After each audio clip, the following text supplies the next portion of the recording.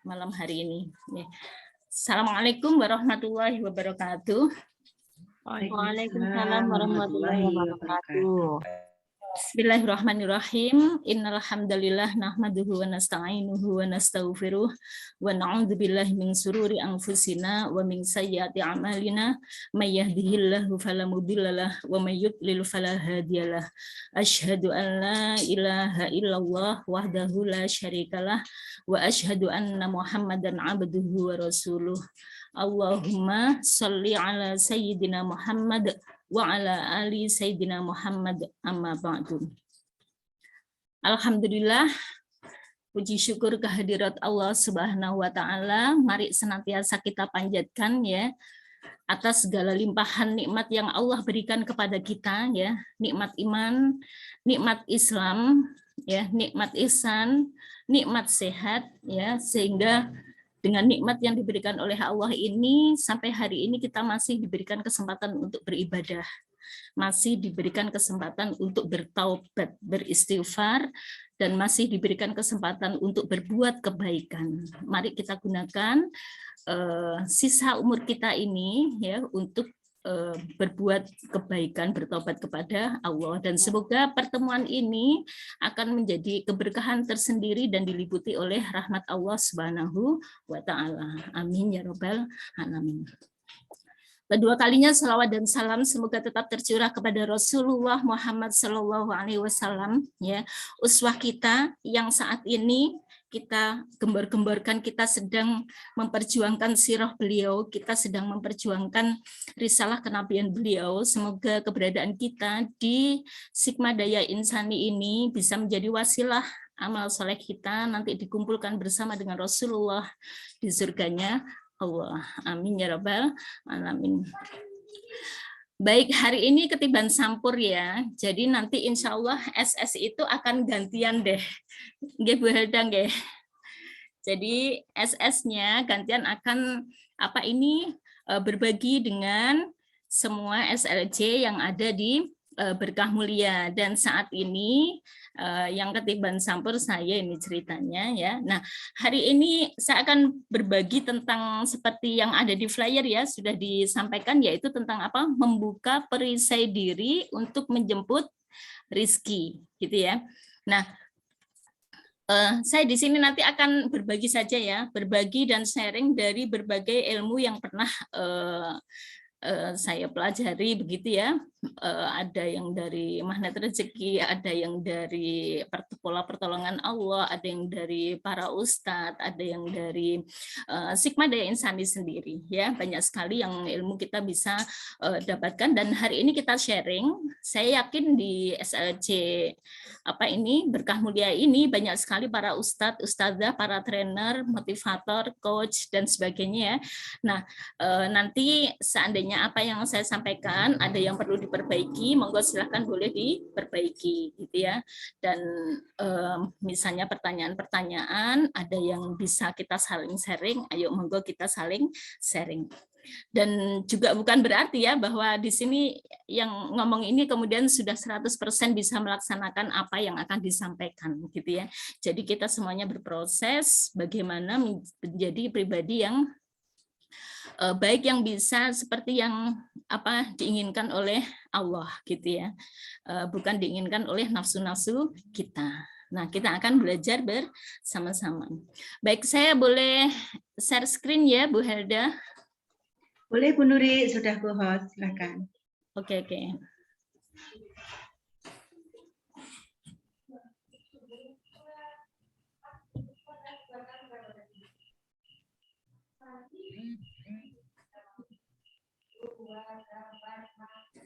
Kok nggak bisa besar? Sudah terlihat teman-teman? Sudah Bu. Baik. Sudah jelas. Oke ya.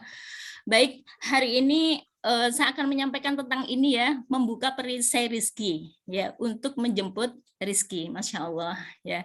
Ini sebenarnya juga sangat berat karena dari diri saya pribadi juga sebuah perjuangan ya untuk membuka perisai diri yang ada di dalam diri kami sendiri, di dalam diri keluarga kami.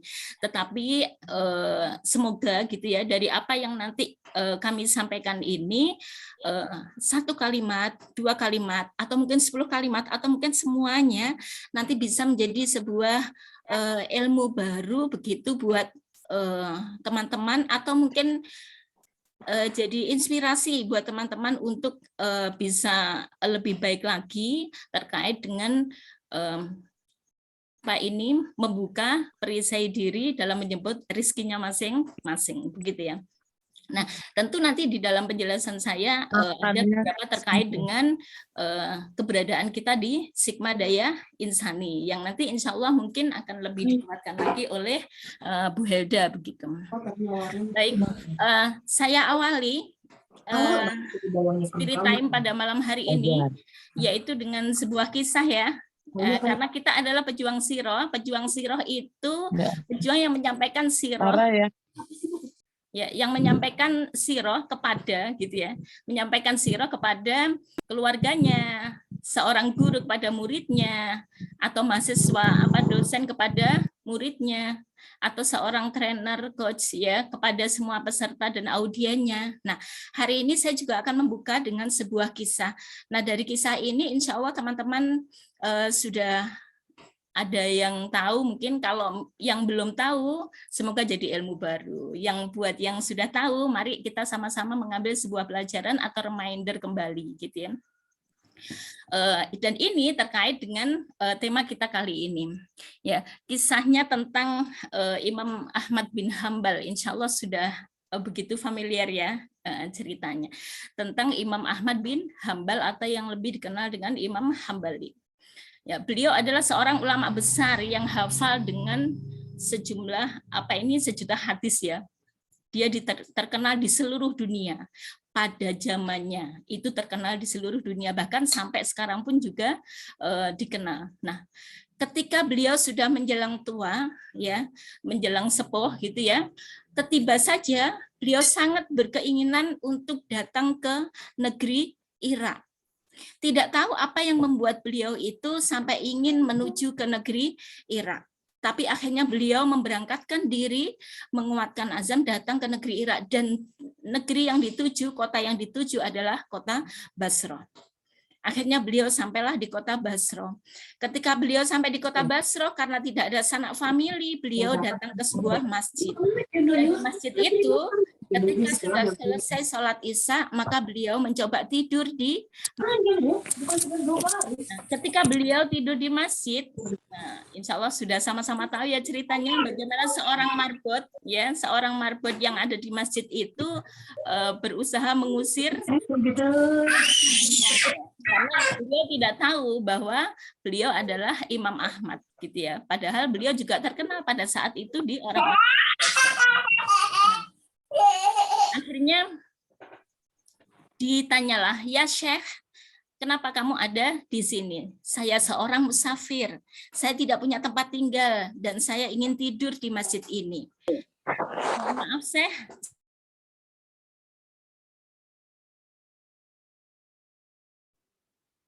Bu Nuri termute. Bu Nuri termute.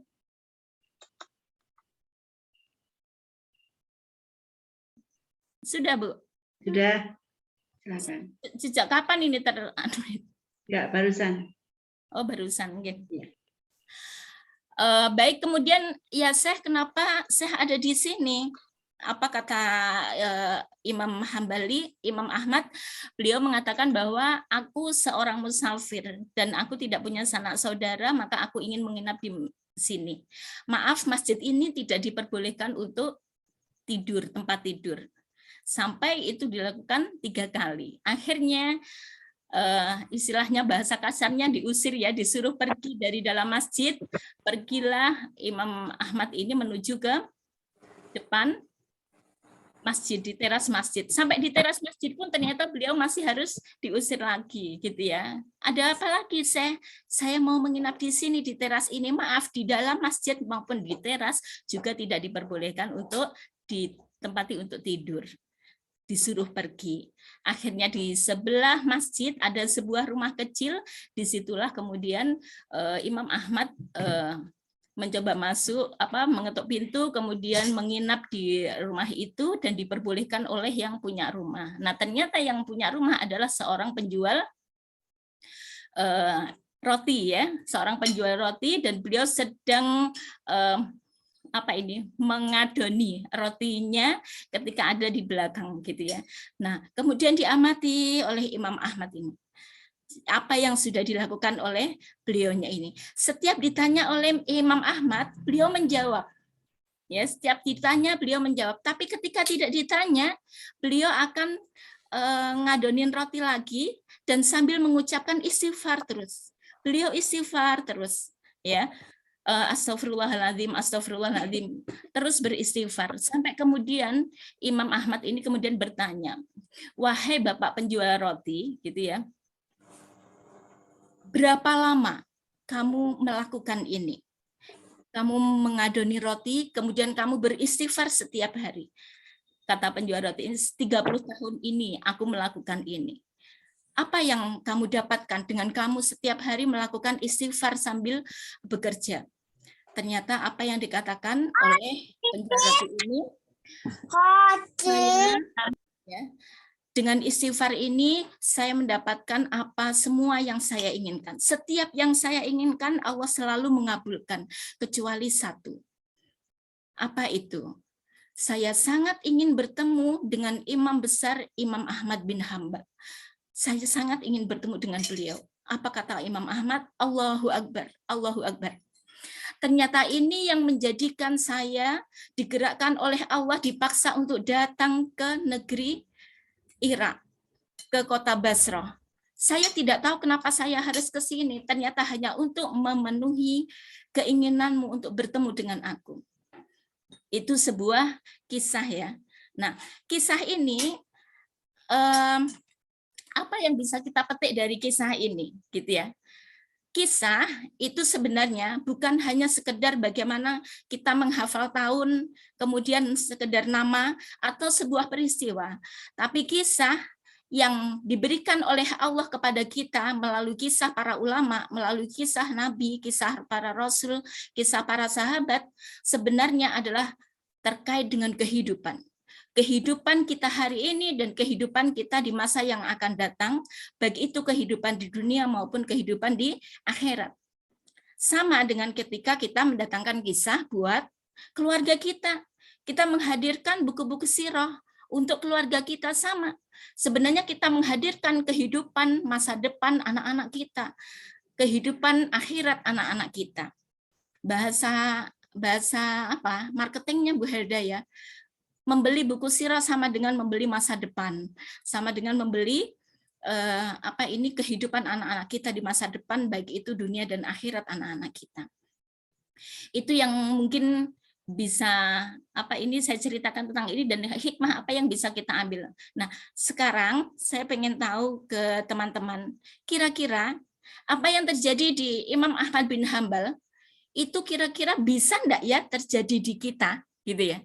Bisa enggak ya, apa yang terjadi di Imam Ahmad ini akan terjadi di kita? Silakan ditulis di kolom chat. Kira-kira bisa? Oh, keajaiban istighfar, Masya Allah, sangat bisa. Bu Sri Utami, sangat bisa, bisa. Ya, Bu Kaya, Bu Hasna, bisa. Siapa lagi mau menulis? Bisa. Berarti teman-teman subhanallah ini optimis semuanya Bu Helda. Insya Allah bisa Bu Wiwin. Ada Bu Diana. Insya Allah bisa. Biidznillah bisa. Insya Allah bisa. Biidznillah bisa. Masya Allah. Ini adalah sebuah kata-kata, satu kata bisa, biidznillah bisa, bismillah bisa.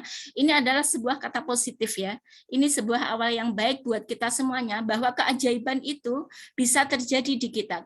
Keajaiban yang terjadi di Imam Ahmad itu juga bisa terjadi di kita, gitu ya. Dan itu harus kita yakini bersama. Kenapa? Karena itu adalah sebuah janji dari Allah. Nanti kita akan belajar bersama bahwa ini adalah janji Allah, gitu ya, bahwa Allah itu akan memberikan semua yang diinginkan oleh kita ya, dengan cara apa? Nanti kita lihat sama-sama. Oke, kita lanjut. 2 kali ya. Kok enggak bisa nih lanjut? Sebentar. Oke, saya lanjut ke rezeki ya. Sebenarnya dari yang saya ceritakan itu, nah tadi sudah tergambar gitu ya, tergambar sekilas bahwa rezeki itu apa sih gitu ya. Rezeki itu karunia yang diberikan oleh Allah kepada kita. Mari kita lihat rezeki itu adalah sesuatu yang luas pengertiannya. Selama ini mungkin ada yang berpikiran sedikit sempit terkait dengan rezeki, bahwa rezeki itu adalah keberlimpahan harta, keberlimpahan uang, keberlimpahan materi, ya, kekayaan dan sebagainya. Kalau rezeki itu dikaitkan dengan itu, maka sebenarnya di sebelah sono gitu ya, di sebelah sono gitu, ada orang-orang yang mendapatkan materi yang berkelimpahan meskipun mereka itu bermaksiat kepada Allah. Kalau standarnya rezeki itu adalah keberlimpahan materi. Ada orang-orang di sebelah sana yang bahkan dia melawan Allah, bahkan dia kafir atau dia menentang Allah, tapi rizkinya dari sisi harta itu berlimpah ruah.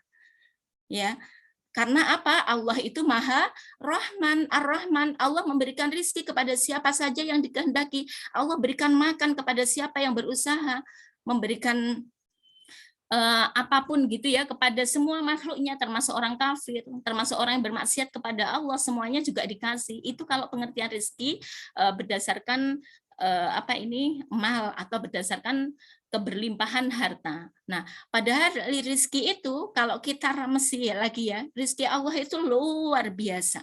Kita bisa bernafas, kita bisa berkedip, kita bisa kita memiliki iman, Islam, ihsan, kita diberi sehat saat ini. Sekali saja oksigen kita dicabut sehari harus membutuhkan 300.000 atau 400.000 untuk mendapatkan oksigen.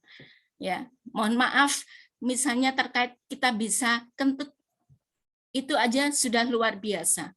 Gitu ya. Ketika kita tidak bisa melakukan itu, sudah berapa juta yang harus kita keluarkan untuk datang ke rumah sakit. Itu adalah sebuah rizki yang luar biasa, termasuk ketenangan di dalam keluarga kita, anak istri soleh dan solihah, ya, anak-anak kita juga soleh dan solihah, anak kita menjadi penghafal Quran, itu adalah rizki yang luar biasa yang diberikan oleh Allah kepada kita, itu yang harus kita sama-sama pahami. Kemudian rizki itu adalah sesuatu yang dijamin oleh Allah ketika kita sebelum lahir, sebenarnya rezeki kita itu sudah ditentukan oleh Allah. Tetapi kita tidak tahu berapa sih rezeki yang diberikan oleh Allah kepada kita. Nah, Allah itu maha gitu ya. Allah itu maha menyempitkan dan Allah maha meluaskan rezeki kita. Dan Allah memberikan clue-clue kepada kita gitu ya. Bagaimana supaya rezeki kita itu menjadi luas dan bagaimana rezeki kita itu menjadi sempit. Ada aturan-aturan yang diberikan oleh Allah, baik itu dari Al-Quran maupun dari hadis, yang nanti kita akan pelajari bersama-sama, gitu ya. Itu terkait dengan rezeki. Nah, yuk kita lihat di slide berikutnya ya, bahwa ternyata, gitu ya, ternyata janji Allah itu, gitu ya, bahwa bumi ini diwariskan, gitu ya, kepada orang-orang yang bertakwa, yang beramal soleh, gitu ya. Yuk kita lihat di slide ini ya, di surat An-Nur ayat 55. Ini enggak kelihatan sebentar. Wa'adallahu alladzina amanu minkum wa 'amilus solihati la yastakhlifannahum fil ardi kama stakhlafal ladzina min qablihim. Tidak saya baca semuanya ya karena materi kita nanti sedikit banyak gitu. Bahwa Allah itu menjanjikan kepada orang-orang di antara kamu yang beriman dan mengerjakan kebajikan atau amal soleh, bahwa dia sungguh akan menjadikan mereka berkuasa di bumi, sebagaimana dia telah menjadikan orang-orang sebelum mereka berkuasa. Artinya bahwa bumi ini ya akan diberikan kekuasaannya kepada siapa? Kepada orang yang beriman dan kepada orang yang berbuat kebajikan atau beramal soleh. Artinya ini adalah janji Allah yang sudah diberikan kepada kita jika kita mau beriman dan beramal soleh. Kekuasaan atau apapun akan diberikan oleh Allah untuk orang-orang ini. Kemudian ada di surat Al-Anbiya ayat 105 juga Innal arda lillahi yurithuha may yasha min ibadihi wal aqibatu lil muttaqin. Sesungguhnya bumi ini miliknya Allah dan diwariskannya kepada siapa yang Dia kehendaki di antara hamba-hambanya, dan kesudahan yang baik bagi orang-orang yang bertakwa. Jadi intinya bahwa sudahlah, bumi ini dengan segala isinya, dengan segala kekuasaannya sebenarnya adalah milik orang Islam, gitu ya, milik orang beriman, milik orang yang beramal soleh. Tapi mari kita kenapa gitu ya, kenapa kondisi yang ada di kita saat ini seperti ini? Ada apa dengan kita, gitu ya? Ada apa dengan umat Islam, gitu ya? Nah sementara kita melihat dari siroh-siroh, ya, sirohnya para nabi, siroh para sahabat, itu luar biasa bagaimana ternyata Rasulullah dengan para sahabat itu dari sisi rizki, dari sisi mal, dari sisi amwal, mereka itu luar biasa, gitu ya, luar biasa diberi kekayaan yang luar biasa oleh Allah, gitu ya. Ini dari sisi malnya. Nah, seperti kita ketahui bersama betapa banyak para dermawan, ya, para sahabat Nabi yang sudah dijamin surganya oleh Allah, itu mereka memiliki kekayaan yang luar biasa, gitu ya. Contohnya siapa? Ada Umar bin Khattab. Umar bin Khattab itu ternyata hasil penelitian sekarang kalau dihitung-hitung itu kekayaannya ada sekitar 233 miliar, gitu ya. Kemudian Utsman bin Affan itu kalau dihitung-hitung termasuk warisan sumur Raumah itu ya, itu dengan hotel-hotel yang sekarang sedang dibangun itu sekitar ada 800 miliar. Abdurrahman bin Auf ketika masa hidupnya memberikan ke kaum muslimin 500 ekor kuda, 1.500 onta, ini ya maaf ini tulisan saya salah, 1.500 onta. Coba kita bayangkan satu onta berapa, satu kuda berapa kalau dihitung sekarang. Berapa kekayaan beliau? Bahkan disampaikan bahwa Abdurrahman bin Auf itu kekayaannya itu melebihi seluruh kekayaan dari para sahabat. Nah, bagaimana dengan kita saat ini, gitu ya? Apakah kira-kira gitu memungkinkan umat Islam jika memiliki ya seperti para sahabat ini, memiliki keimanan, memiliki amal soleh seperti para sahabat, kira-kira mungkin nggak ya kita di zaman ini bisa seperti mereka? Kira-kira bisa tidak? Boleh di kolom chat. Ini sebagai bentuk optimisme kita. Kira-kira bisa enggak ya kita seperti para sahabat ini ya? Gak enak sing wani nulis Bu Helda. Iya. Insya Allah bisa. Bu Sri Utami, ya. Ada Bu Kaya juga bisa, Masya Allah. Ya, masih optimis bisa. Yuk, Bismillah. Kita akan belajar sama-sama ya. Kalau Allah kasih contoh gitu ya, kasih contoh para sahabat, kalau Allah kasih contoh para ulama seperti tadi, itu artinya apa? Itu ibrah bisa diambil dan bisa kita aplikasikan di dalam kehidupan. Untuk di apa ibrah itu? Bukan untuk sebagai wacana, kemudian kita kita baca, kita pahami gitu aja, tapi untuk dilaksanakan, untuk dibuktikan, untuk dilakukan. Kira-kira seperti itu. Lah, mari kita sama-sama kita ini melakukannya sudah seberapa? Mungkin masih 10%, mungkin masih 20% atau 50% gitu ya. Oke, saya lanjutkan dulu. Nah, ini dia. Ya, ini dia. Ternyata ini adalah materi kita hari ini. Ternyata sebenarnya banyak rezeki yang sudah disediakan oleh Allah gitu ya untuk kita. Ya, sebagaimana tadi saya sampaikan di ayat-ayat sebelumnya tadi, bahwa sebenarnya banyak yang sudah Allah siapkan buat kita, tetapi terkadang gitu ya, kita itu kita menutupi ya, menutupi dengan sebuah perisai di dalam diri kita sendiri, gitu ya. Nah, apa itu? Mari kita sama-sama pelajari. Perisai rezeki itu sesuatu yang menghalangi rezeki, ya, menghalangi rezeki kita datang. Nah, ada bahasa lain itu Pak, apa pakai bahasa ganjalan tisu itu ya. Kalau di BPI pakai ganjalan tisu. Kenapa ganjalan tisu? Kalau ibaratnya Rizky itu mesin ATM gitu ya. Mesin ATM, maka mesin ATM itu tidak akan berfungsi ketika ada satu tisu aja mengganjal di apa ini? Di mesin ATM ya.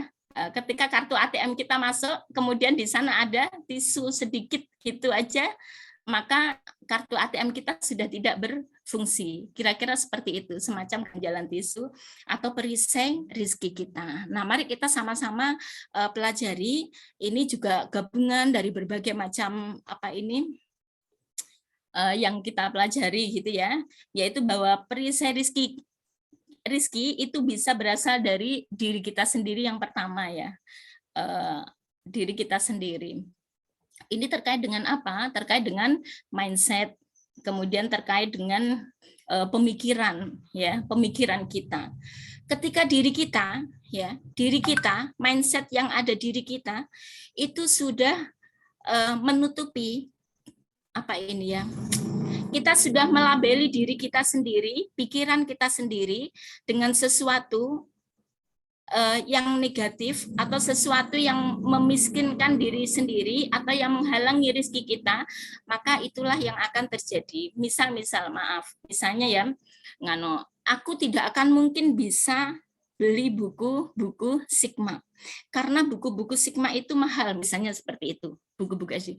Saya tidak akan pernah bisa. Nah, kita sudah memerisai diri kita sendiri, gitu ya. Itu sudah sebuah perisai, saya tidak akan pernah bisa. Saya tidak akan bisa beli itu. Berbeda ketika bismillah, saya insya Allah bisa membeli semua buku-buku sirah ini untuk saya hadirkan kepada keluarga saya. Ya, ketika kita sudah mindset kita, pemikiran kita sudah kita labeli dengan bahwa saya bisa, gitu ya, dan insya Allah Allah akan mencukupi saya, ya, maka insya Allah akan ada pergerakan pikiran kita, bagaimana caranya, akalnya, ya, kita mencari setiap kesempatan di dalam setiap kesulitan. Kita banyak menulis peluang-peluang di setiap kesulitan kita, ya, yang kita hadapi. Nah, kita akan mencari cara bagaimana caranya supaya saya bisa mendapatkan buku ini, gitu ya. Terus kemudian apa ini mindset juga terkait dengan menyampaikan sirah ini kepada kaum muslimin yang lain. Saya tidak akan pernah bisa jualan. Teman-teman saya semuanya itu menengah ke bawah. Saya tidak bisa apa ini? Saya tidak bisa jualan, tidak akan ada yang beli. Sudah. Itu adalah sebuah label dari diri kita sendiri. Maaf, dari mulut kita yang mungkin itu akan menjadi doa buat kita. Ya, diamini oleh para malaikat. Belum lagi di pikiran kita bahwa saya tidak akan pernah bisa jualan karena bukunya mahal teman saya ini. Nah, itulah yang kemudian membuat kita menjadi tidak bergerak, gitu ya. Pikiran kita tidak bergerak bagaimana mencari sebuah solusi, kemudian kita juga tidak bergerak bagaimana badan ini mengusahakan entah itu di marketing, entah itu di event atau apa. Artinya badan kita juga mengusahakan untuk bergerak, gitu ya. Kemudian yang kedua, perisai diri, profesionalitas. Profesionalitas ini terkait ini ya. Kalau di teori manajemen itu apa ini POAK gitu ya. Ada planning, organization, kemudian sama apa? Bu, ada actuating ya. Kemudian sama controlling. Artinya apa? Ketika kita sudah memindset diri kita seorang SLC yang mau menebarkan sirah, maka kita harus berstrategi, gitu ya. Berstrategi, misal seorang SLC, saya ingin, gitu ya, pada tahun ini saya ingin mendapatkan reward apa ini? Atau enggak pakai reward, misalnya saya ingin menyampaikan 100 buku sirah dalam waktu setahun ini, gitu ya. Kemudian kita langsung bikin, saya ingin 100 buku sirah wakaf akan nyampe ke 100 lembaga. Maka dia akan membuat planning, kalau 100 buku sirah gitu ya, maka di dalam setiap bulannya saya harus menyampaikan sekitar 8-9 paket buku. Berarti dalam sepekan saya harus menyampaikan sekitar 2 paket buku. 2 paket buku ini saya caranya seperti ini, seperti ini, seperti ini. Nah, itu kalau dari sisi profesionalisme ya. Jadi kita rencanakan, kemudian kita tata, kita organisir gitu ya. Kita tata caranya bagaimana, siapa yang akan siapa yang akan kita prospek gitu ya, kemudian bagaimana caranya, kemudian keahlian apa yang harus saya miliki untuk menjadi seorang SLC yang produktif gitu ya, kemudian mengevaluasi gitu ya, melaksanakan kemudian mengevaluasi. Ketika di 1 bulan pertama saya tidak sukses, apa yang harus saya lakukan di bulan kedua, evaluasinya seperti apa, kira-kira seperti itu. Artinya dari sisi profesionalisme kita juga melakukan supaya itu tidak menjadi perisai diri kita. Kenapa jadi perisai? Ketika kita tidak melakukan apa-apa, mindsetnya sudah benar. Saya insya Allah bisa menghadirkan buku sirah, insya Allah saya bisa menyampaikan buku sirah. Tapi nggak bergerak, tidak ada planning, tidak ada pergerakan, tidak ada kontrol, tidak ada ini. Ya sudah, akhirnya yang terjadi kita seperti ya itu adalah perisai buat diri kita sendiri karena tidak ada pergerakan. Kemudian yang ketiga adalah tentu saja ketika kita sudah merencanakan dan sebagainya, kerja keras gitu ya. Artinya tentu ketika teman-teman mempunyai sebuah cita-cita, saya ingin semoga saya bisa mendapatkan reward handphone misalnya, tentu kerjanya akan berbeda dengan insya Allah saya pengen bisa umroh dalam tahun ini, tentu kerjanya akan berbeda. Nah, itu sesuai dengan planning kita. Tapi pastikan 3 hal ini, mindset, kemudian profesionalisme kerja kita, dan kerja keras kita, itu kita lakukan agar itu tidak menjadi perisai dari diri kita. Itu sampai di sini. Coba kira-kira paham tidak ya? Silakan ditulis biar saya nggak sendiri. Boleh ditulis di kolom chat. Silakan responnya. Oke. Ibu-ibu. Sambil istirahat Teman-teman, ngomong. ya. Oke. Bu Nuri boleh Ada minum ya, dulu. ada ya. Lihat-lihat. Insya Allah paham banget Bu Nuri. Masya Allah Bu Iza. Insya Allah paham Bu Eki. Ini sering jabran sama saya. Oke. Baik. 2 cukup mewakili. Hutang jadi perisai maksudnya gimana? Ya sebentar ya. Ya sebentar, paham Bu. Ya semangat. Oke. Kita lanjut ya. Berikutnya adalah apa ini? Perisai diri kita adalah dosa-dosa kita. Nah, kenapa dosa ini menjadi perisai? Nanti ya di slide berikutnya betapa Allah itu gitu ya meminta kita untuk banyak beristighfar gitu ya agar bla bla bla bla bla. Nah, artinya bahwa kenapa tidak terjadi bla bla bla bla bla? Karena karena kita itu terperisai oleh dosa-dosa kita gitu ya. Dosa kita kepada siapa? Dosa kita kepada Allah sebagai hamba gitu ya. Kemudian ada dosa kita kepada sesama manusia. Dosa terkait dosa terkait dengan amanah. Saya mau tanya, teman-teman kira-kira punya dosa enggak ya kepada Allah atau kepada manusia? Punya atau tidak? Silakan tulis di kolom chat. Atau sudah bersih? Punya ya, Masya Allah punya ya. Iya. Siapa yang saya tambahi pertanyaannya, adakah di sini yang punya masalah? Adakah yang punya masalah, persoalan? Oh, banyak. Ada yang punya masalah atau persoalan? Punya, kira saya aja. Oh, ternyata banyak ya yang punya masalah atau persoalan. Iya. Kayaknya kita semua manusia itu punya permasalahan, apapun itu. Jika kita tidak punya masalah, maka sebenarnya masalah kita adalah kita merasa tidak punya masalah. Ya, ketika kita merasa kita tidak punya masalah, maka itulah masalah kita, gitu ya. Jadi hampir semua orang itu pasti punya masalah.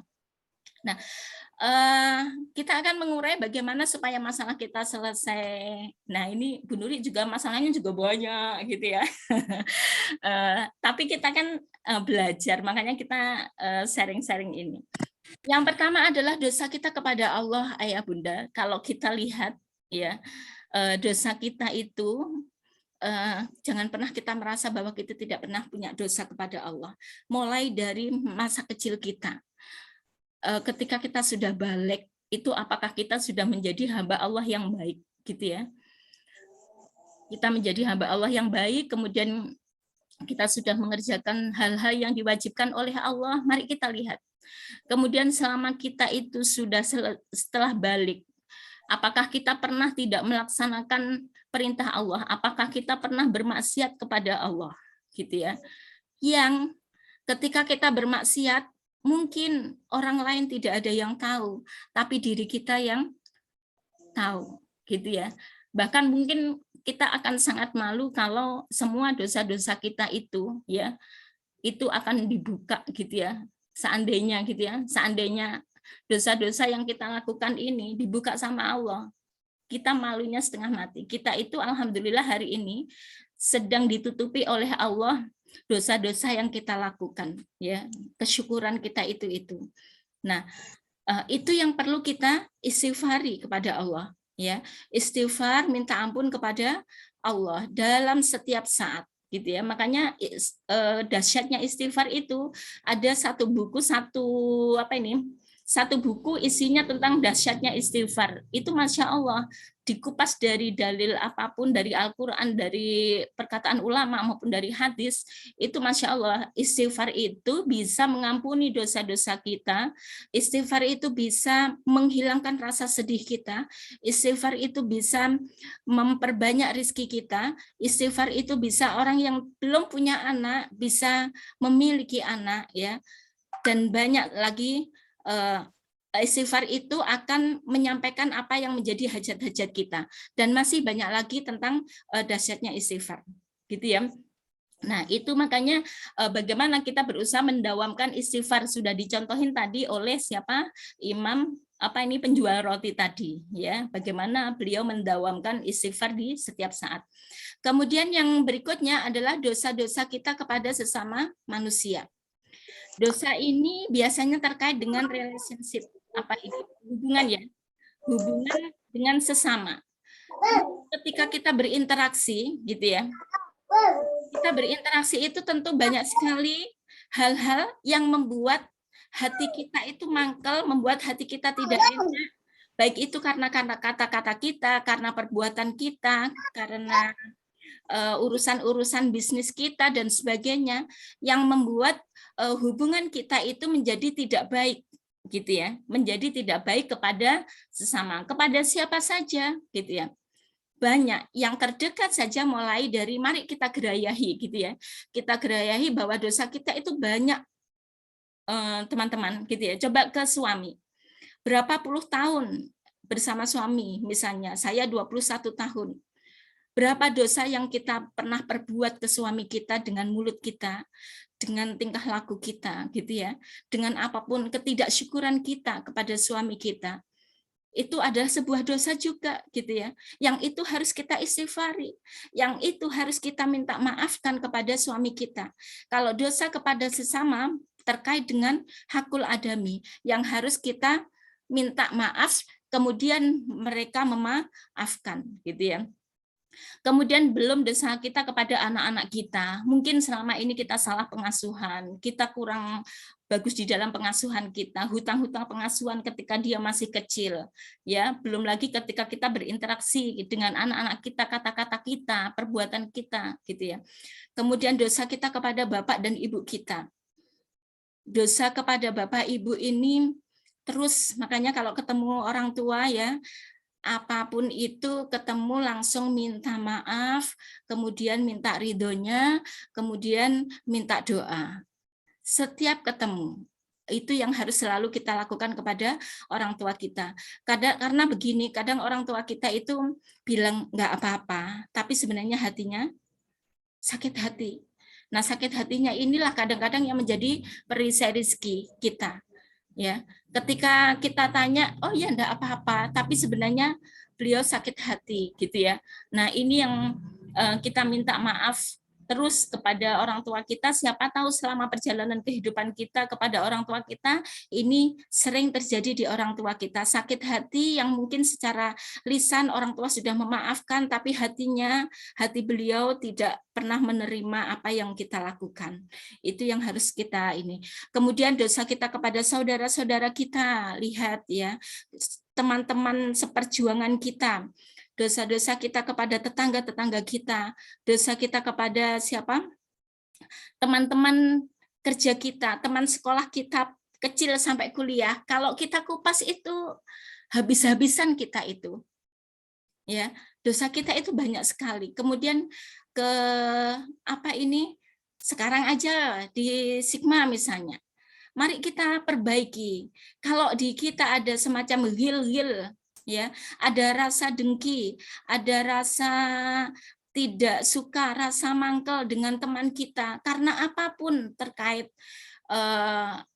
event, terkait apa, tentu kita ada gesekan-gesekan semacam itu. Mari segera kita selesaikan gitu ya. Karena apa? Itu akan menjadi penghalang rezeki kita gitu ya. Jangan sampai pegel terus kemudian berlangsung sampai lebih dari 3 hari. Nah, kita selesaikan, minta maaf gitu ya.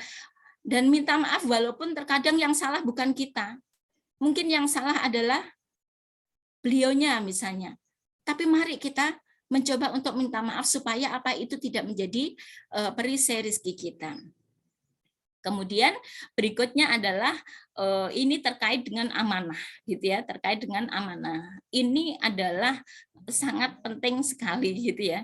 Kenapa? Kenapa kalau dosa yang terkait dengan hakul adami sesama manusia, maka ketika dimaafkan itu sudah cukup. Tapi kalau terkait dengan amanah atau hutang, kudu lunas.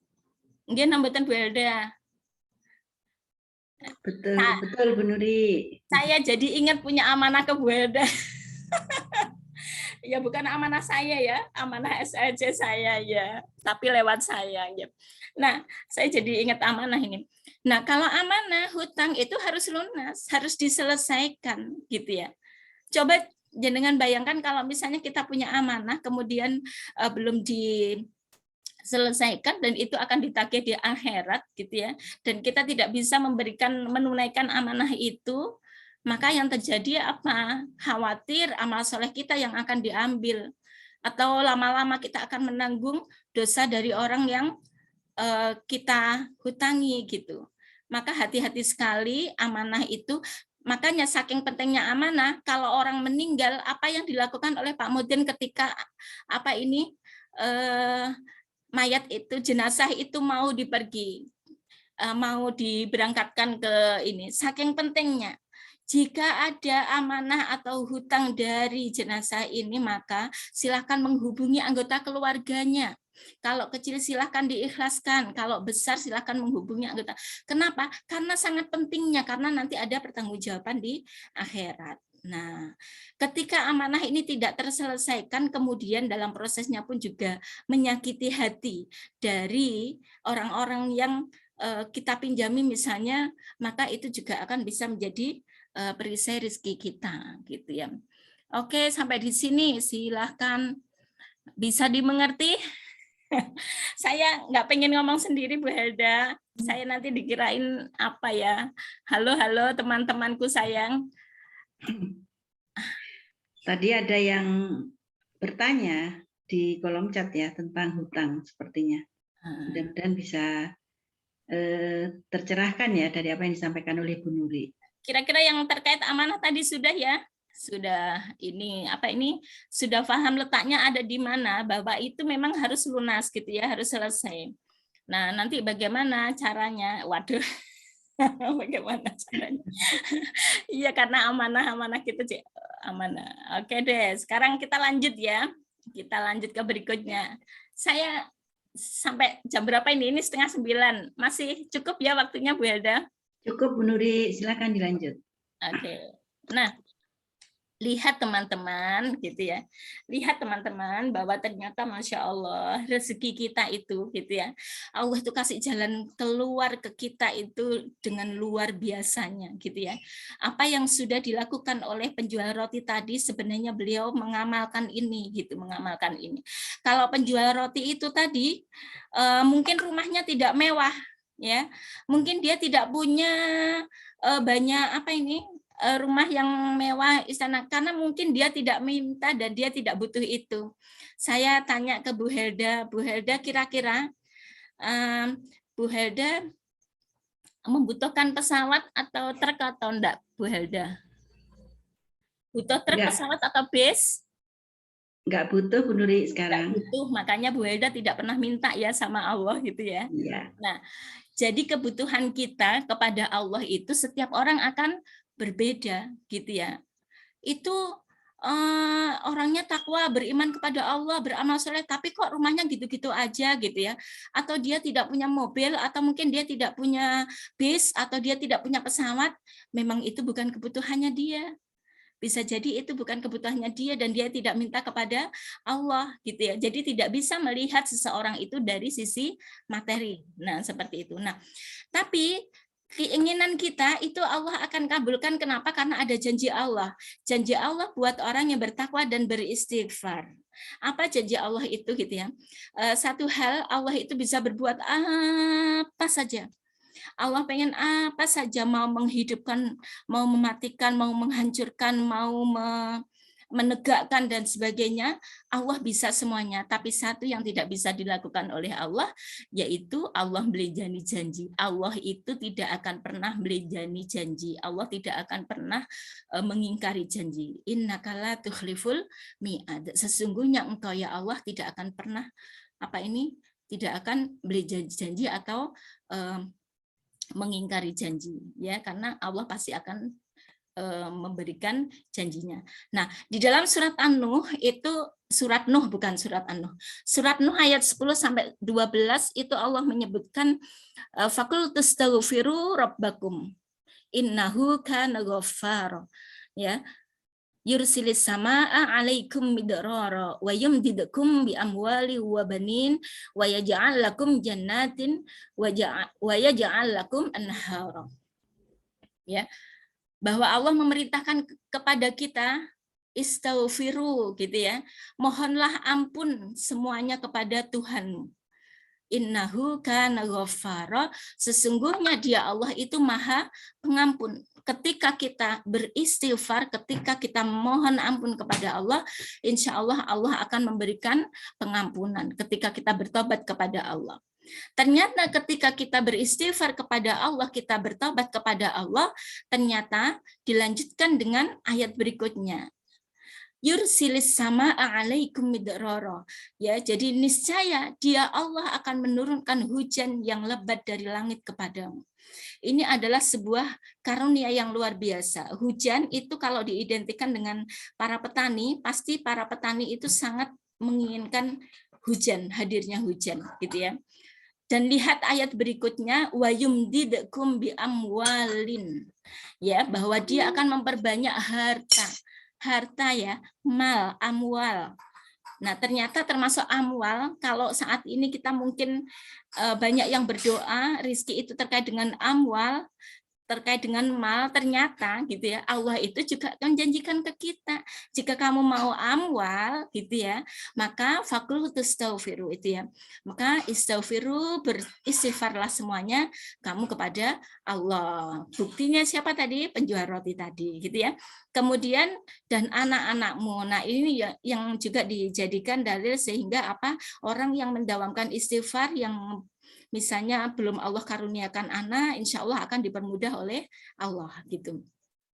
Nah, kemudian mengadakan kebun-kebun untukmu dan sungai-sungai untukmu ya di surga gitu ya. Kemudian di surat At-Tolak ya, wa may yattaqillaha yaj'al lahu makhraja. Insyaallah sudah sangat hafal ya, dan barang siapa yang bertakwa kepada Allah, maka dia akan nggak ada lanjutannya, maka dia akan memberikan jalan keluar terhadap setiap masalah yang kita miliki. Jadi bagaimana kita itu setiap hari berdoa, ya Allah, gitu ya, selesaikanlah masalahku ini dengan takwa kepada Allah, gitu ya. Bagaimana supaya Allah menyelesaikan semua permasalahan kita ini dengan jalan takwa kepada Allah, bukan dengan jalan yang lain. Ya, wa yarzuquhu min haitsu la yahtasib, dan dia Allah yang memberi rezeki dari arah yang tidak disangka-sangka, dan barang siapa yang bertakwa kepada Allah niscaya Allah akan mencukupkan keperluannya. Setelah kita berdoa, setelah kita bertakwa kepada Allah gitu ya, kemudian kita berikhtiar, maka Allah yang akan mencukupkan segala keperluan kita. Sesungguhnya Allah melaksanakan urusan yang dikehendakinya, dan Allah mengadakan ketentuan bagi tiap sesuatu.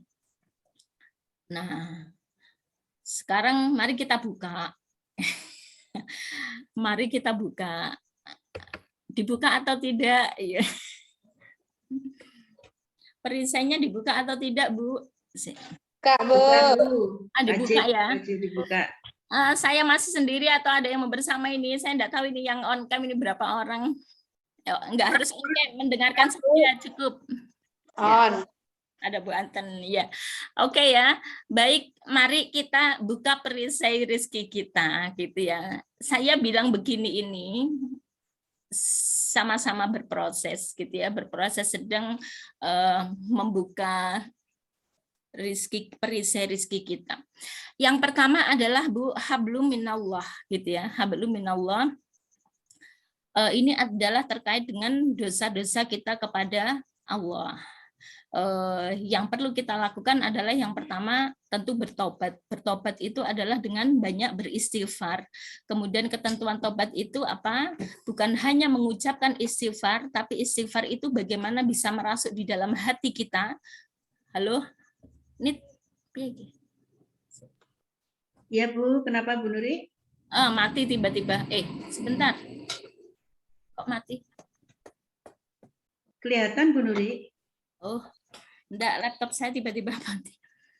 Ya, kepada Allah ya. Jadi kita beristighfar kepada Allah tidak hanya di ucapan kita, tapi bagaimana kita beristighfar, kemudian kita berusaha untuk tidak mengulangi lagi apa yang sudah kita lakukan. Tapi namanya manusia, al-insanu mahalul khata' wa nisyan. Manusia itu tempatnya salah dan dosa. Maka kadang-kadang nafsu kita, kadang setan menggoda kita untuk berbuat kembali. Segera ingat kembali, istighfar kembali, bertobat kembali kepada Allah. Dan itu kita bisa lakukan juga dengan sholat gitu ya, dengan sholat tobat juga bisa. Kemudian beristighfar, kemudian berazam untuk tidak mengulangi lagi gitu ya. Dan ditambah lagi apa? Berbuat kebaikan untuk menghapus dosa-dosa kita ya. Jadi ketika kita berbuat dosa tidak baik, hapus dengan sebuah kebaikan gitu. Nah, kemudian hablum minan nas ini terkait dengan manusia. Silakan ini terkait dengan relationship ya, hubungan dengan manusia. Tadi satru, gampangnya bahasa saya paling gampangnya kok satru ya. Satru tidak enak. Mungkin kita ketika bekerja gitu ya, bertemu dengan seseorang, kemudian kita selama bekerja itu kayak tukaran terus sampai si A itu gak cocok terus sama si A misalnya. Nah, kemudian setiap hari ada saja yang bikin harus dirasani gitu ya. Setiap hari ada saja kejadian yang membuat kita itu mangkel gitu ya. Nah, ini harus segera kita selesaikan gitu ya. Harus kita segera minta maaf gitu ya. Walaupun kadang-kadang yang salah itu beliaunya gitu ya. Segera minta maaf. Minta maaf aja agar apa? Itu tidak menjadi perisai rezeki kita gitu ya. Nah, minta maaf. Kemudian bagaimana jika tempatnya kita sudah tidak bisa bertemu lagi dengan beliaunya gitu ya. Tidak bisa bertemu lagi dengan beliaunya. Cari semampu mungkin. Kalau misalnya kita pernah melakukan kesalahan-kesalahan kepada seseorang atau kita pernah bermasalah walaupun dia yang salah, cari semampu mungkin gitu ya. Saya pernah merasa gitu ya, tidak ada hubungan yang tidak bagus gitu dengan seseorang selama bekerja, gampangannya gitu. Saya mencari di Facebook nama beliau karena namanya bukan nama aslinya. Akhirnya Masya Allah, Alhamdulillah ketemu.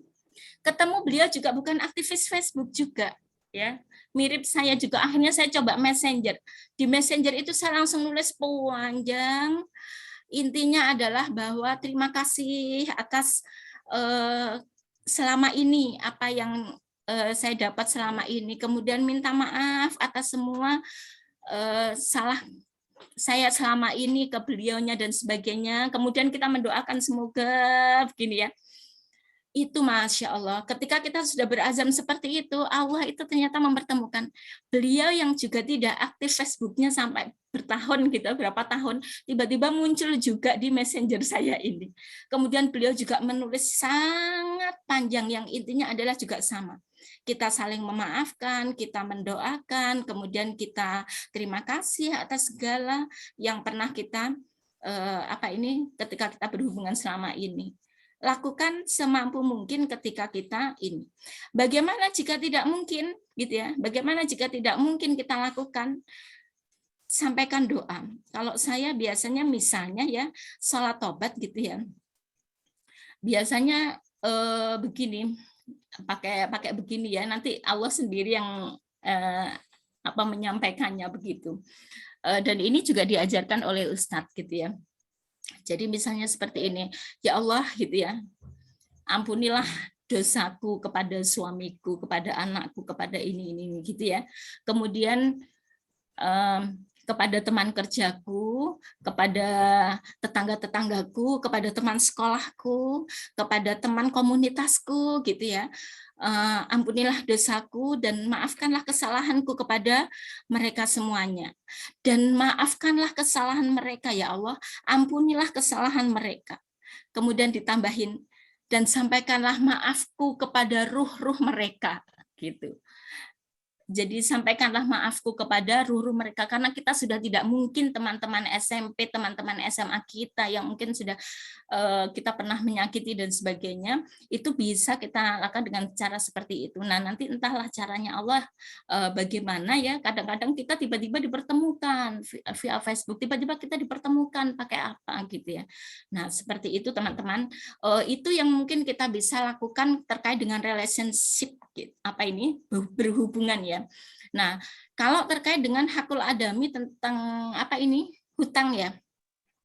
Ya ini harus diselesaikan. Kalau misalnya kita tidak bisa menyelesaikan, maka lakukan dengan mendoakan gitu ya, mendoakan supaya mendoakan ya kita berdoa kepada Allah supaya kita dilunaskan amanah-amanah kita. Dan ketika berdoa, mari terselesaikannya amanah-amanah kita itu bukan hanya untuk diri kita sendiri. Ya Allah, kalau aku sudah selesai amanah, maka aku akan begini ya Allah, atau keluargaku akan begini, hanya keluarga saja. Mari kita doanya itu lebih luas, diluasin. Ya Allah, kalau selesai amanah saya, selesai hutang-hutang saya ya Allah gitu ya misalnya. Maka semoga gitu ya, saya terlepas dari istilahnya dari amanah saya ini, kemudian dengan selesainya amanah saya bisa berbuat banyak, mungkin mengumrohkan siapa, mungkin kita bisa bersedekah lebih banyak kepada orang tua kita.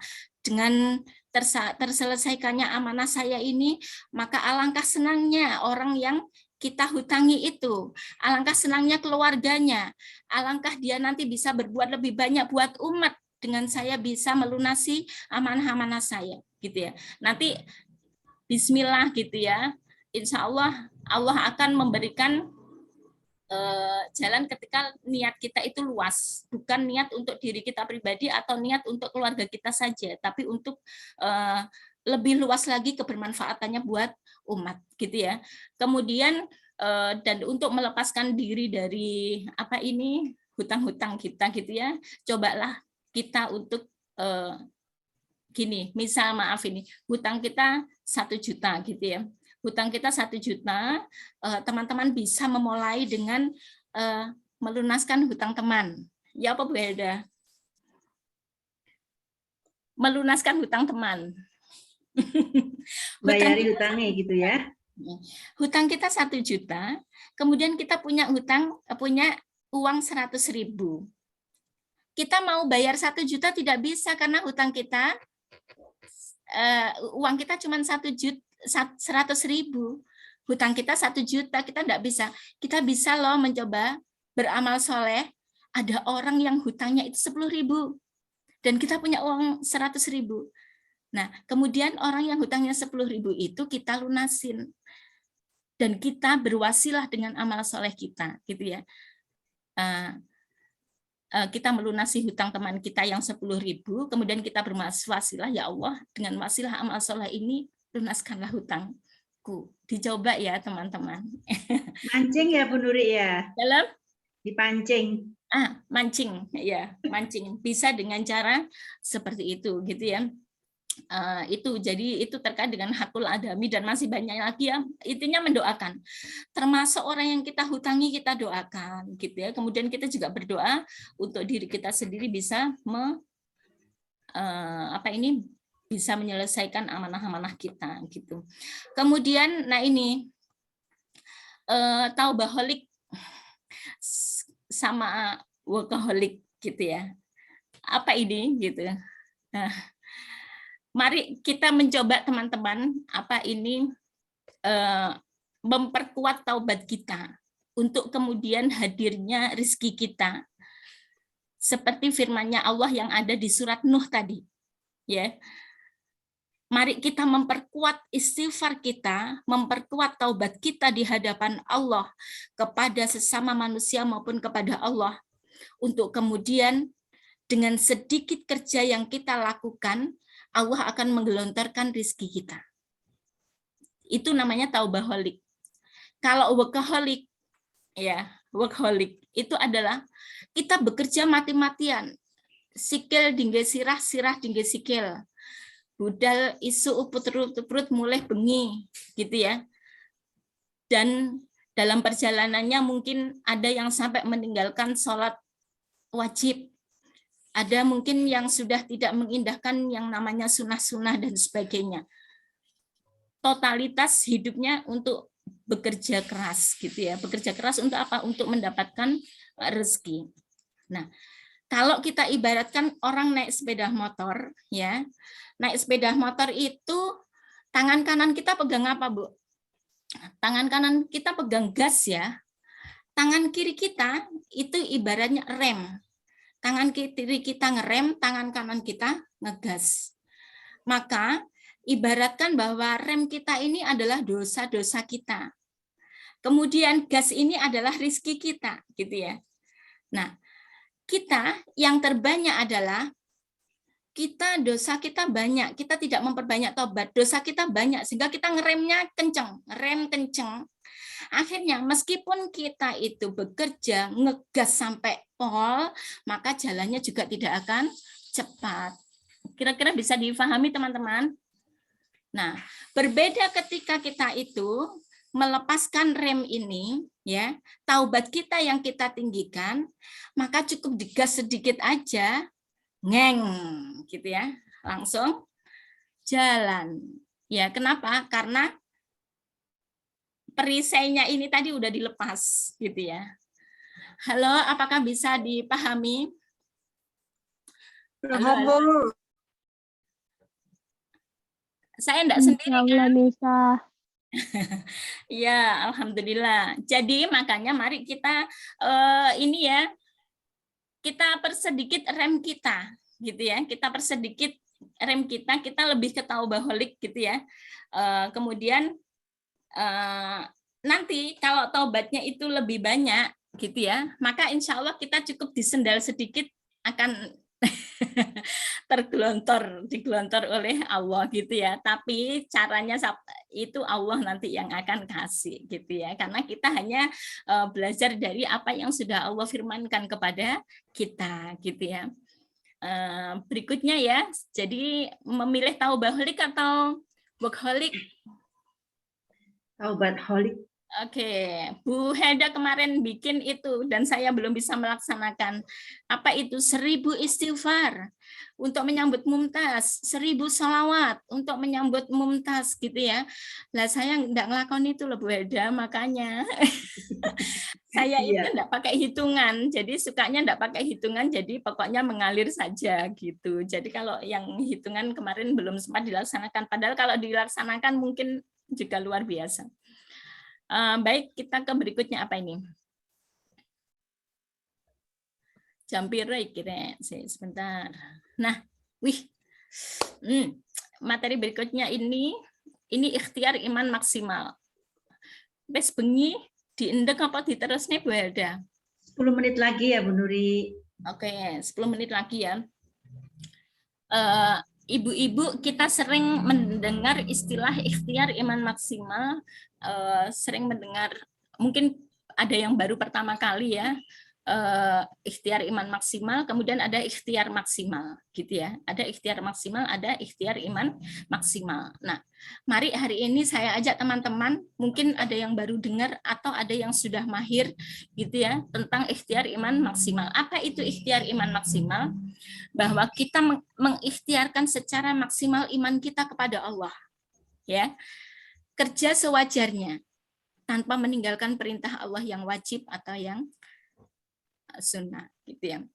Artinya kita bekerja tetap sesuai dengan pewak tadi ya. Kita tetap memplanning, kita tetap mengorganisasi, kita tetap melaksanakan apa yang sudah kita planningkan, kita tetap mengkontrol, tapi lakukan itu sewajarnya, tapi tentu kita tahu kok ada istilah out of the box gitu ya, atau bukan out of the box, itu yang bekerja lebih dari biasanya itu apa Bu Helda namanya, lupa saya. Bekerja di luar kebiasaan orang.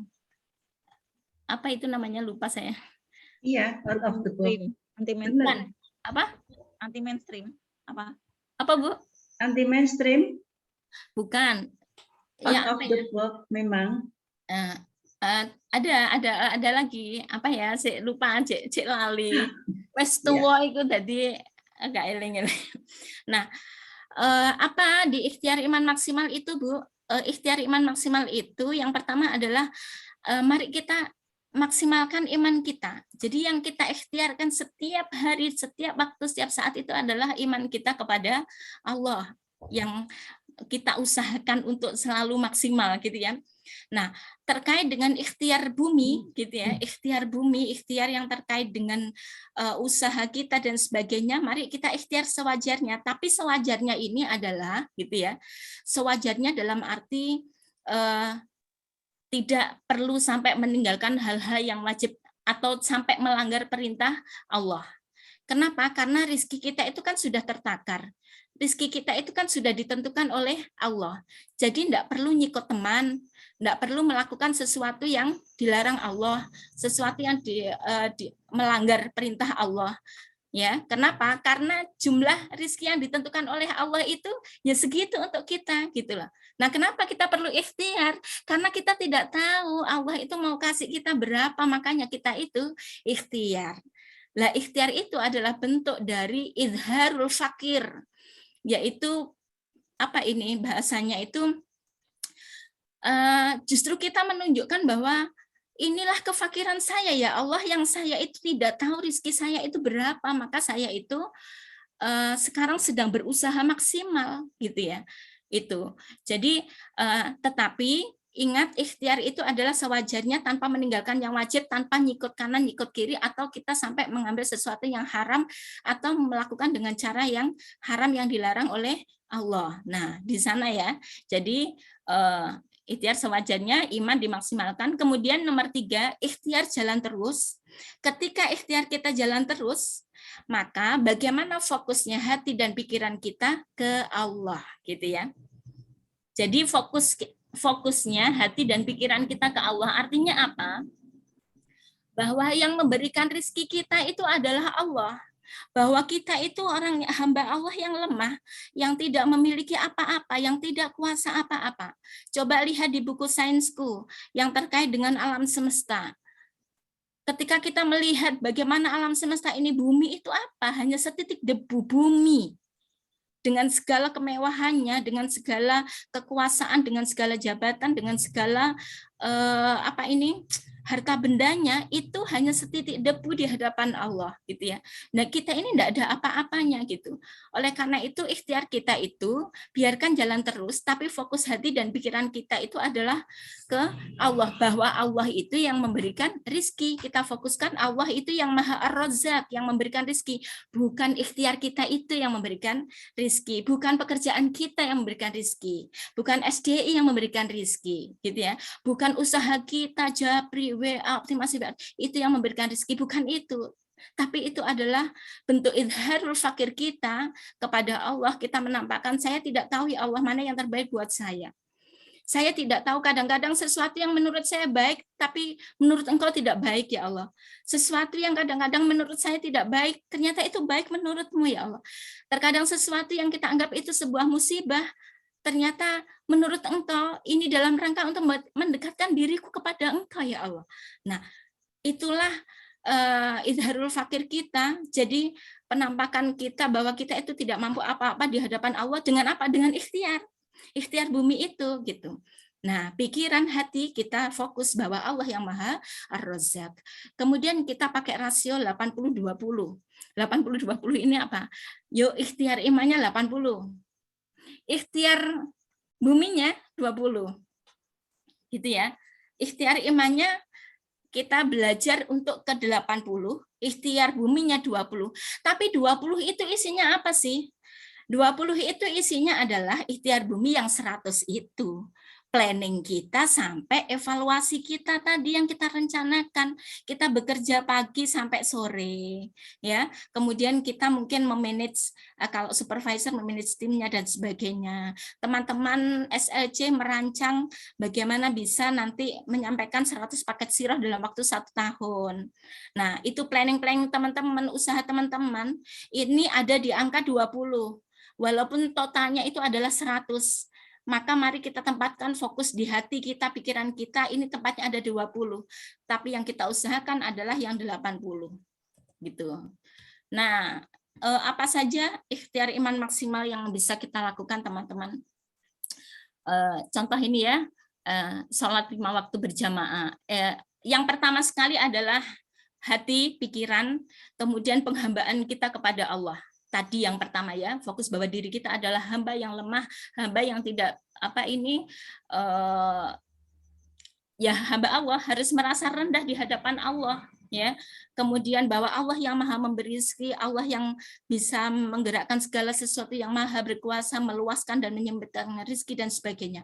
Itu harus benar dulu mindsetnya terkait rezeki itu di hadapan Allah. Kemudian untuk ikhtiar iman kita dalam keseharian apa? Ada sholat 5 waktu berjamaah diusahakan, ada sholat sunnah ya, rawatib, kemudian tahajud, duha, hajat, istikharah.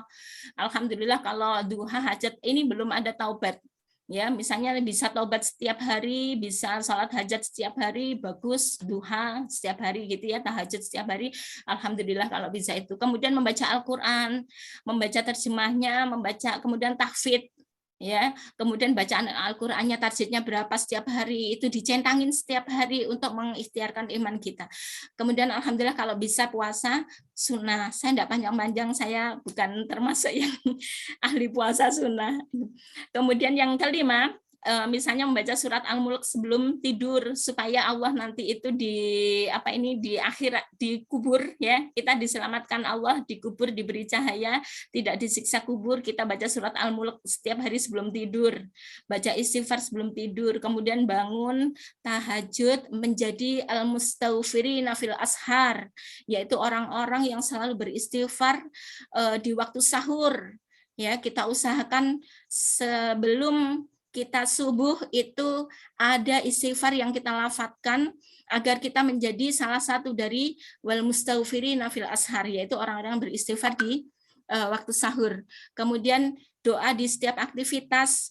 Doa itu bukan hafalan ya, yang kemudian kita bacakan ke anak-anak TPQ atau anak-anak TK kita. Ayo hafalan tapi kita sendiri tidak melakukan. Baik masuk kamar mandi, keluar kamar mandi, mau keluar rumah, masuk masjid, keluar masjid. Nah, itu adalah sesuatu amaliyah yang harus kita lakukan, bukan untuk pengajaran atau untuk dihafal-hafalin saja. Kemudian bagaimana kita sudah sharing ilmu, seperti hari ini saya sharing ilmu ke teman-teman atau teman-teman sharing ilmu ke murid-muridnya, ya, dan sebagainya. Kemudian baca buku sirah, kemudian memeluk anak dan suami setiap hari. Dok, wis tak peluk apa turun hari ini, gitu ya. Gitu. Terus kemudian meminta doa restu orang tua, boleh baik pun atau langsung, bisa setiap hari alhamdulillah. Kemudian bisa berinfak sedekah, mendawamkan istighfar, mendawamkan salawat, dan masih banyak lagi amalan sunnah yang bisa dilakukan oleh teman-teman dalam rangka apa? Mengikhtiarkan iman maksimal. Nah, kalau terkait dengan ikhtiar bumi, saya langsung aja yang terkait dengan Sigma ya, karena kita keberadaannya sebagai SLC. Satu, misalnya membuat planning tahunan. Target reward apa yang saya inginkan? Ketika saya mentargetkan umroh tentu berbeda planningnya dengan saya mentargetkan AM, annual meeting, atau apa ini?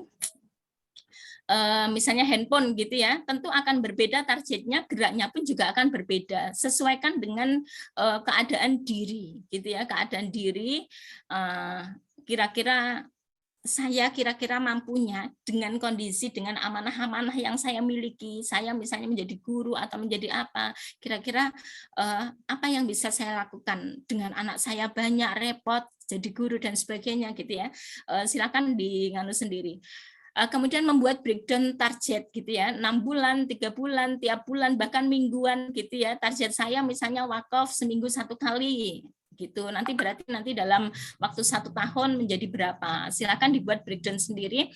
Kemudian yang ketiga, menyiapkan marketing. Antum kelebihannya di apa?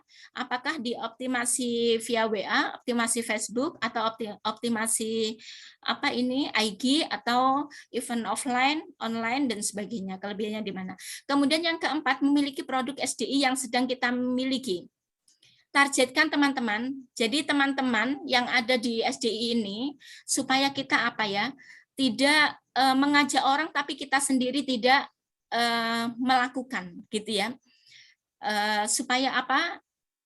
Allah senang kepada kita ya, ketika kita melakukan apa-apa yang kita lakukan, supaya kita tidak terkena dengan surat As-Saff ayat 2 gitu ya, kabura maktan indallah antakulu ma la taf'alun, supaya Allah sayang kita ketika kita menghadirkan buku-buku sirah, ketika kita memperjuangkan sirah gitu ya.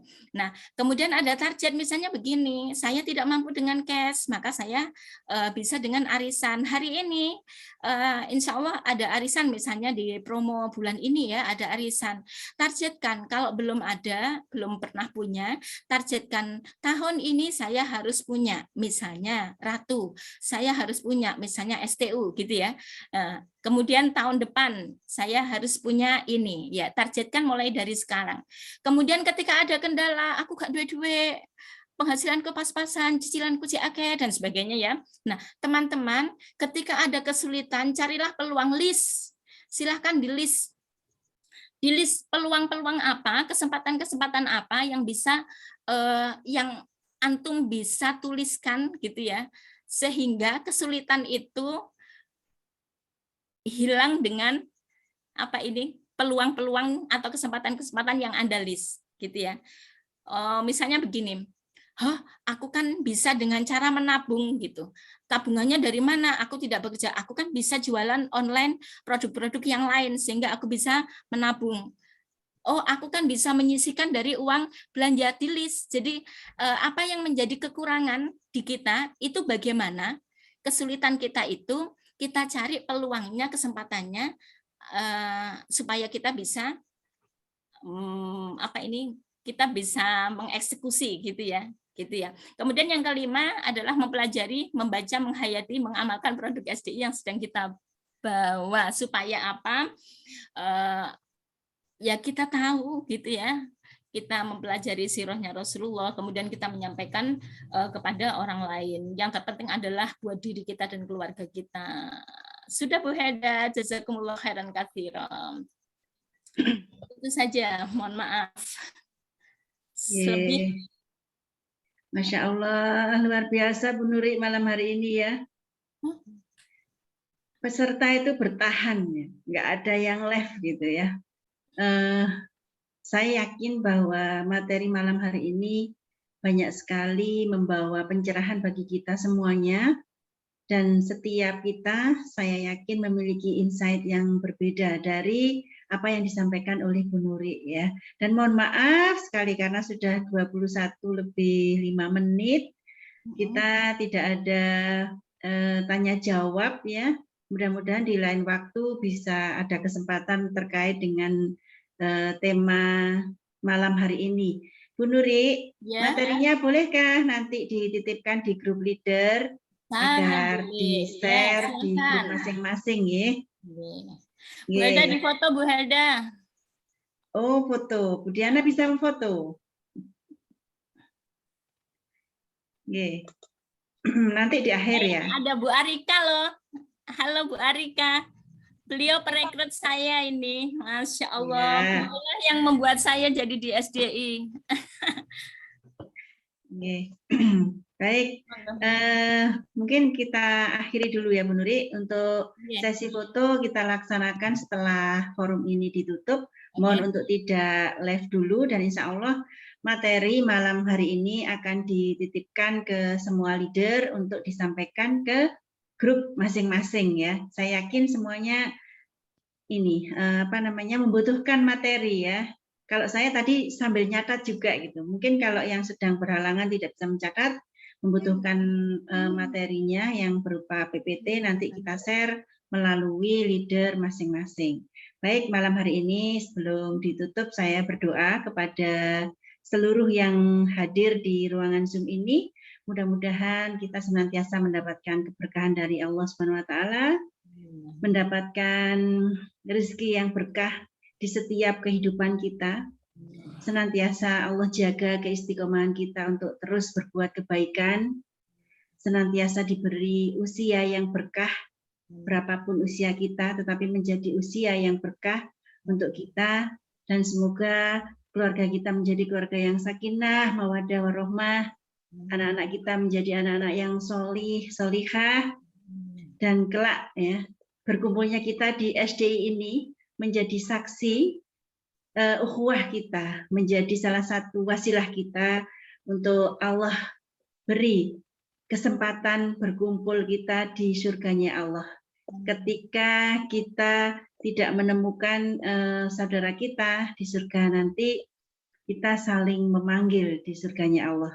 Dan di SDI ini menjadi salah satu sarana kita untuk terus ya, berbuat kebaikan sebagai bekal kelak di yaumil akhir ketika kita sudah waktunya menghadap Allah SWT.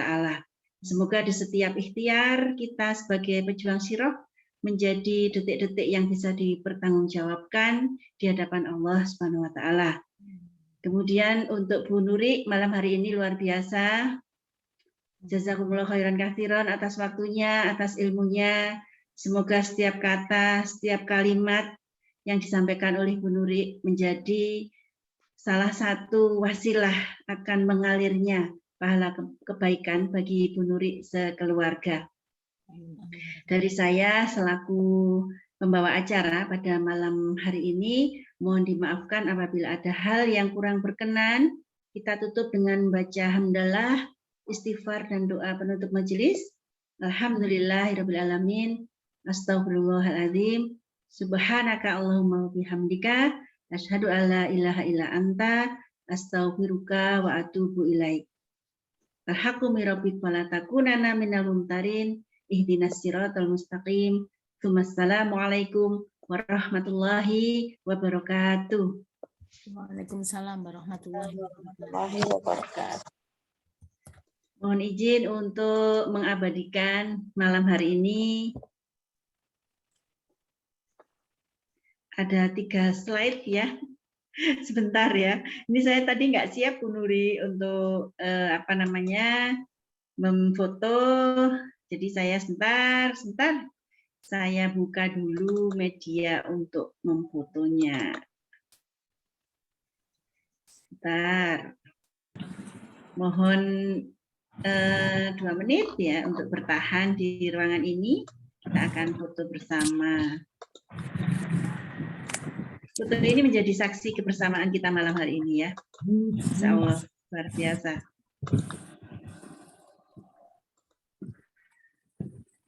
Baik, saya mulai dari halaman pertama. Silakan memberikan senyum terindah. 1, 2, 3. Ya, ditunggu dulu sebentar.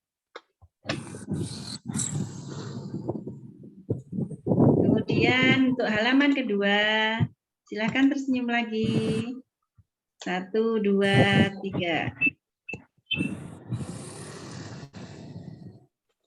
Alhamdulillah. Kemudian untuk halaman ketiga, senyum terindah. 1, 2, 3.